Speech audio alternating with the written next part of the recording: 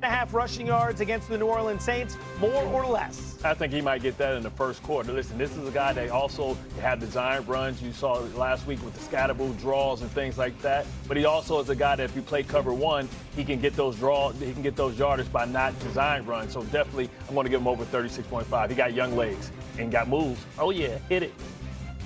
Dart's got something special going on right now, and it's not just his mobility, it's the energy he brings to this offense. But he lost a huge part of that offense with Malik Neighbors going down with an injury. The question is, who can step up? And you're not going to be Malik Neighbors.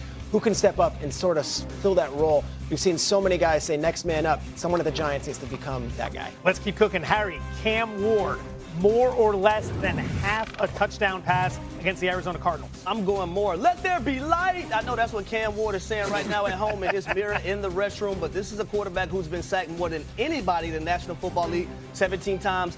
I think this weekend against the Arizona Cardinals, Cam Ward is going to be able to throw a passing touchdown, may even have two to be exact. Well, listen, I think it's time. You know, even a squirrel. What's this analogy? Okay. Yeah. No, all good. But listen, this young man said that they aren't really good. I think they rally around him. They find a way to get him some productivity, and I think guys step up for their young quarterback.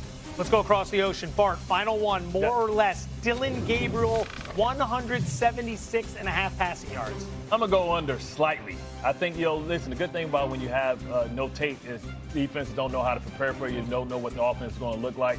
But that's a lot to ask of a young quarterback. I think he goes less.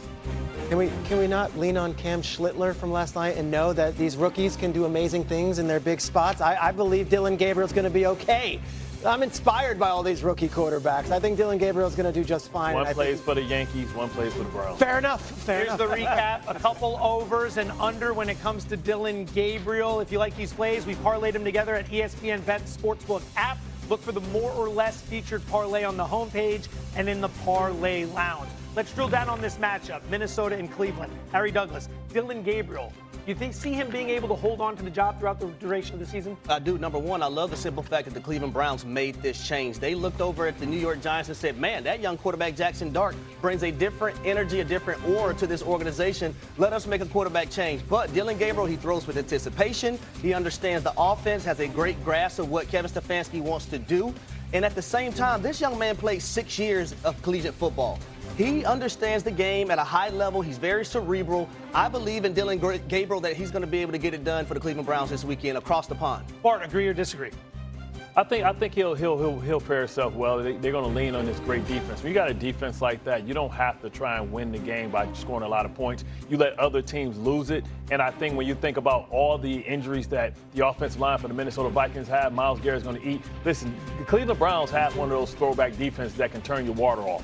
And I think, they eat a lot this week. I think they lean on the run game, and this young guy gives them a lot of spark. We're going to see what happens when Minnesota sits over there for 2 weeks, how those effects. Are they going to be a fresher team, more acclimated to the time, or is Cleveland going to come over there juiced up? Peter, what are you hoping to see from Dylan Gabriel? Well, it's a big ask because Bart's right. The Vikings were out there for the Ireland game. They stayed out there all week. They're acclimated to the European time zone. They're ready to go. And Dylan Gabriel becomes the first rookie quarterback in NFL history to make his first start overseas. This is not ideal. They're dropping him in an unnatural place where he's not going to be comfortable.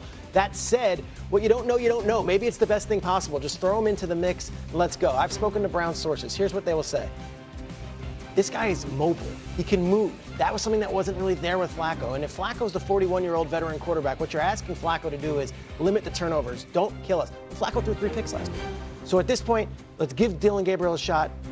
To Harry's point, 64 collegiate starts. He's seen it at all different levels. He's seen it at multiple schools.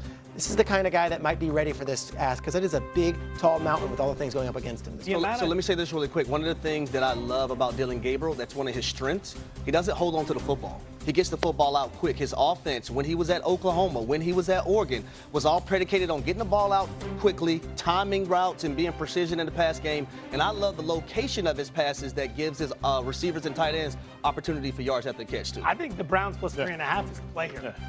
There's 2 things you want to focus on. Number one, Joe Flacco. Can it get any worse? The turnover-worthy plays on a consistent basis. And what Kevin Stefanski wants to do is run the football. This Minnesota defense ranks bottom 10 in defensive run success rate. If you're able to run the ball and then lean on the defense, you can keep this within 3.5. You've seen the total plummeting in this game. Bookmakers telling you it should be lower scoring. The message for Gabriel should be don't kill us.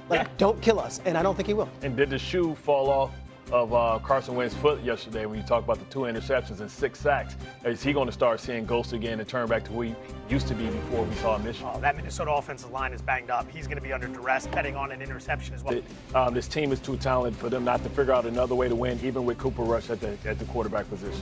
Take a look at the hill the Ravens could be looking to climb. Since the 1970 merger, only 4% of teams who start out 1-4 or worse end up making the playoffs. But if Schefter is saying he could miss the following week against the Rams, then starting out 1-5 could be the nail in the coffin. Only 1.5% of teams to start 1-5 or worse end up making the playoffs. Just 4 have done it since the merger.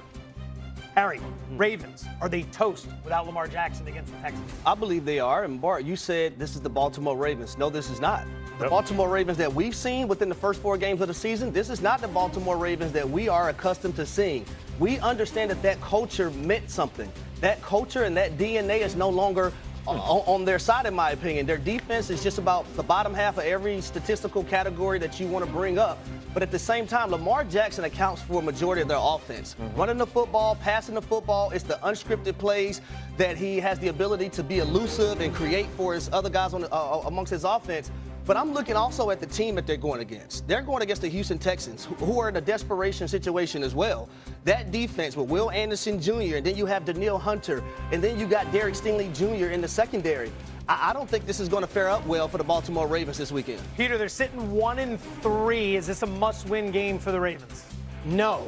And I know we're in such a knee-jerk, society now where every game is the end of the world. They could lose this game and the Rams game, and I don't think they're in that much of a trouble. Look at the final 8 games on their roster. Browns, Jets, Bengals, Steelers, always is going to be a tough match. Bengals again, Patriots, Packers, Steelers. I don't see this as a murderer's row to end the season. If Lamar can get back there, I don't care if they have 1, 2, 3 wins.